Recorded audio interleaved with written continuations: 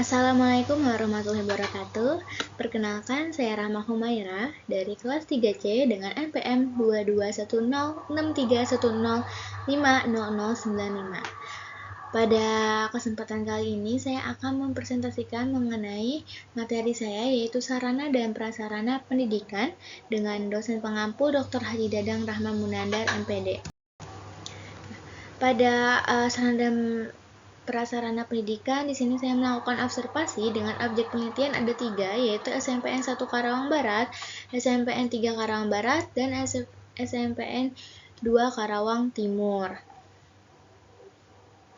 Dan semua sekolah ini berakreditasi A. Oke, ke pengertian terlebih dahulu, sebuah sekolah pasti memerlukan berbagai hal untuk mendukung berjalannya proses belajar mengajar dengan baik, seperti sarana dan prasarana yang sangat dibutuhkan agar membantu proses pembelajaran yang efisien. Nah, sarana pendidikan merupakan alat bantu yang menunjang langsung proses pendidikan, khususnya proses belajar mengajar media pembelajaran di kelas seperti meja, kursi, alat, dan sebagainya itu masuk ke dalam sarana. Nah, prasarana sendiri merupakan sarana yang secara tidak langsung menunjang terselenggaranya proses belajar mengajar. Nah, maka dapat disimpulkan sarana dan prasarana pendidikan itu segala sesuatu fasilitas perlengkapan yang bersifat secara langsung maupun tidak langsung untuk dipergunakan sebagai penunjang pendidikan di suatu lembaga seperti meja, kursi, kamar mandi, ruangan, dan masjid. Nah, itu termasuk sarana dan prasarana pendidikan. Oke, regulasi sarana dan prasarana yang pertama dalam Peraturan Menteri Pendidikan Nasional, yaitu RI nomor 24 tahun 2007 tentang standar sarana dan prasarana untuk SD atau MI, SMP atau MTS, SMA atau MA. Nah, yang kedua, Peraturan Menteri Pendidikan Nasional RI nomor 40 tahun 2008 tentang standar sarana dan prasarana untuk sekolah menengah kejuruan atau madrasah aliyah kejuruan, SMK atau MAK. Nah, selanjutnya yang ketiga ada Peraturan Pemerintah nomor 57 tahun 2021 tentang Standar Nasional Pendidikan. Tujuannya, sarana pendidikan itu menciptakan kondisi dan keadaan yang baik bagi sekolah sebagai lingkungan belajar dan kelompok belajar yang memungkinkan siswa mengembangkan kemampuannya dengan sebaik-baiknya, menghilangkan berbagai hambatan yang menghalangi terjadinya interaksi pembelajaran. Direktorat Jenderal Tenaga Kependidikan Kementerian Pendidikan Nasional dalam bukunya Sarana dan Prasarana itu Pendidikan Sekolah Berbasis Sekolah menyatakan bahwa pengelolaan sarana dan prasarana adalah proses di mana sekolah merencanakan kebutuhan fasilitasnya dan mengadakan yang diperlukan.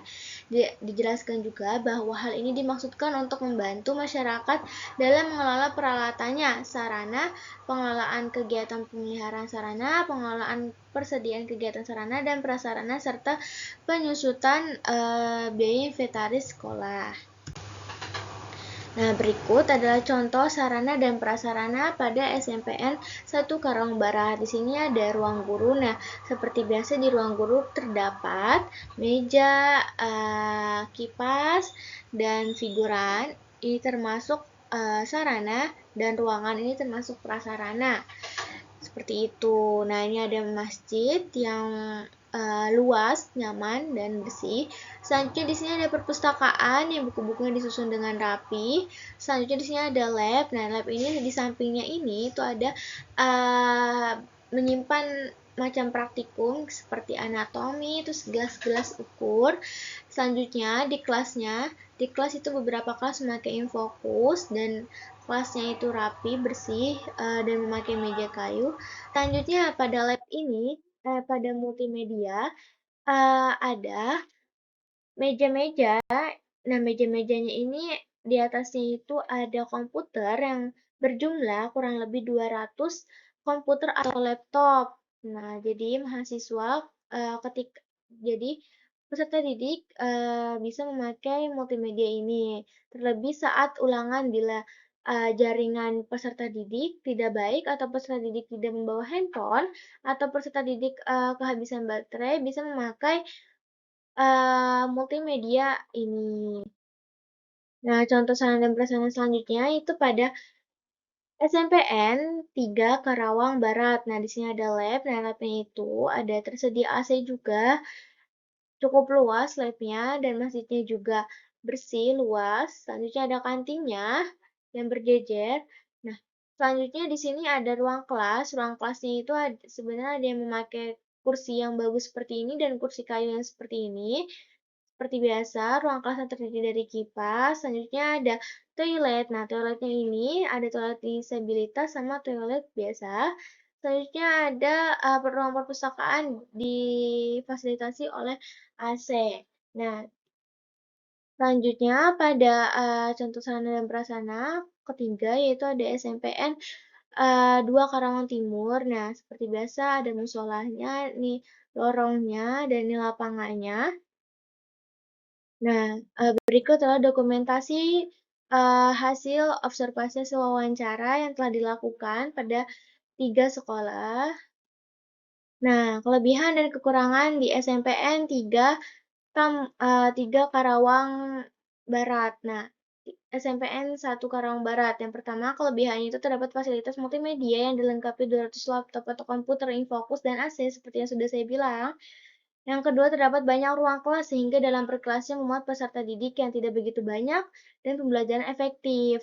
Nah, di setiap kelas sudah dilengkapi kipas angin, rak, atau ada beberapa kelas yang memakai AC. Nah, ada beberapa juga kelas yang memakai AC. Selanjutnya, kekurangannya itu kurangnya penghijauan karena tidak terdapat tanaman, jadi terlihat gersang, terdapat ruangan-ruangan yang tidak terawat, toilet siswa yang kurang bersih, ruang lab yang kurang rapi, dan di depannya terdapat tumpukan meja dan kursi terbengkalai, hanya terdapat yang fokus di beberapa kelas. Selanjutnya pada SMPN 3 Karawang Barat terdapat ruang lab. Kelebihannya terdapat ruang lab IPA, lab komputer, dan lab lainnya, musola yang bersih, bagus, dan nyaman, ruang guru perempuan dan laki-laki disekat, lab IPA dan lab komputer terdapat AC, terdapat toilet disabilitas di dinding ruang guru, dosen, dan kepala sekolah. Sederet itu terdapat lukisan-lukisan hasil karya peserta didik yang dipajang, yang ditempel. Nah, jadi terkesan indah dan sekolah tersebut terkesan mendukung karya yang peserta didik miliki. Selanjutnya kekurangannya, tidak terdapat infokus di setiap kelas, beberapa kamar mandi kurang bersih, tidak terdapat wastafel, jadi peserta didik harus ke kamar mandi ketika mencuci tangan. Nah, selanjutnya kelebihan dan kekurangan pada SMPN 2, lapangan luas dan nyaman. Di sini kelebihannya, ruang kelas cukup banyak sehingga dalam kelasnya memuat siswa yang tidak banyak, sehingga dalam proses pembelajaran dapat terjadi dengan baik. Terdapat kantin mempunyai aturan yang menunjang untuk penuhinya segala sana kebutuhan. Kekurangannya, kurangnya penghijauan, lapangan yang tidak begitu luas. Baik, cukup sekian presentasi dari saya. Kurang lebihnya mohon maaf. Wassalamualaikum warahmatullahi wabarakatuh. Terima kasih.